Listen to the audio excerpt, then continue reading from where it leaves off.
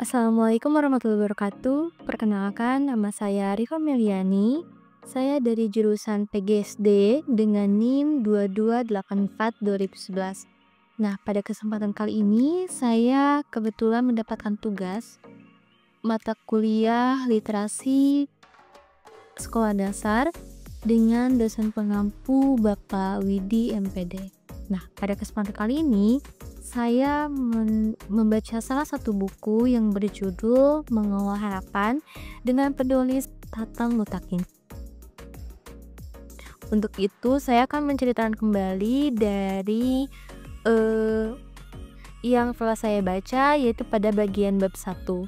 Pada pembahasan yang pertama, yaitu mengenai sains sejak dini. Di tema ini berisikan bahwa sains merupakan mata pelajaran yang sangat penting untuk dipelajari. Akan tetapi, sains ini dianggap sulit dikarenakan mereka beranggapan bahwa mata pelajaran ini yaitu mata pelajaran yang sulit dan disertai dengan guru yang kurang dalam pemahamannya. Oleh sebab itu, hal ini menjadi tantangan bagi seorang guru untuk memahami lebih lanjut tentang mata pelajaran ini. Kebanyakan anak-anak di Indonesia tidak menyukai mata pelajaran ini, mata pelajaran sains dan matematika. Nah, mereka beranggapan bahwa mata pelajaran ini sulit, disertai dengan gurunya yang galak, serta guru yang kurang dalam pemahamannya, sehingga guru mendapatkan tantangan ganda, yaitu cara mengajarkannya dan cara memahami si materi yang akan disampaikannya. Nah, dari permasalahan tersebut, sebagai contoh, dilakukan tes PISA tahun 2018 bahwa Indonesia berada di kedudukan paling bawah di Singapura, Malaysia, Brunei, dan Thailand. Untuk mencapai skor yang setara, diperkirakan Indonesia akan setara dengan negara maju baru bisa di tahun 2065. Ini menjadi tantangan bagi negara Indonesia. Pembahasan yang kedua yaitu mengenai pentingnya konsentrasi. Nah, di tema ini penulis menceritakan tentang putrinya yang bersekolah di Belanda. Nah, kaitannya dengan pembahasan ini yaitu putrinya yang bersekolah di Belanda berbeda halnya dengan sekolah di Indonesia. Konsentrasi merupakan hal yang penting bagi mereka. Dalam hal belajar, mereka siswa harus punya fokus atau konsentrasi. Di Belanda, permasalahan kutu saja yang ada di salah satu kepala siswa itu menjadi problem penting dibahas oleh pihak sekolah, bahkan memberikan surat kepada orang tua. Selain itu, siswa juga yang menguap saat pembelajaran sama diberikan surat kepada orang tuanya, serta mendapat teguran agar orang tuanya bisa memantau anaknya untuk beristirahat cukup. Nah, di Belanda ini, konsentrasi menjadi hal yang sangat penting. Selain itu, hal yang menarik lainnya yaitu anak tidak pernah mengeluh akan pelajarannya.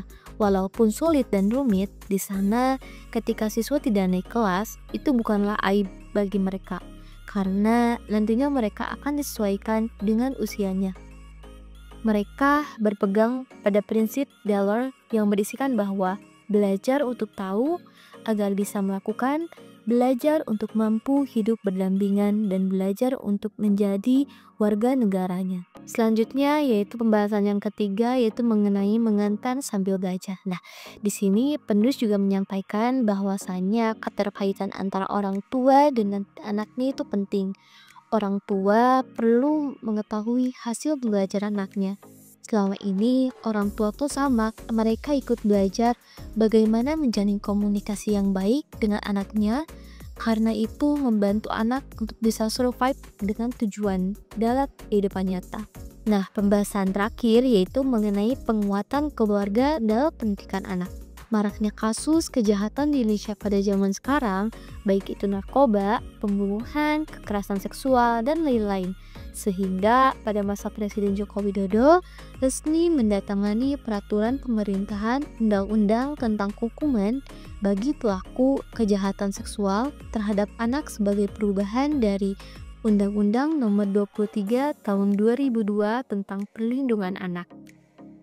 Nah, kasus ini terbukti dari laporan Polda Metro Jaya mengenai peningkatan kejahatan mencapai 13% dan 33 kasus pada tahun 2018. Lalu menjadi 37 kasus pada tahun 2019. Kalau dilihat di negara lain, contohnya Belanda, hampir banyak kesamaan. Misalnya dari kepemerintahan dan pendidikannya. Nah, mengenai hukum, di bidang hukumnya, di negara Belanda itu cukup terbilang longgar, akan tetapi efektif. Dalam tumbuh kembang anak, guru dan orang tua itu menjadi bagian penting. Sayangnya, guru mempunyai persiapan dalam urusannya dengan mendidik anak dan mengajari anak di sekolah.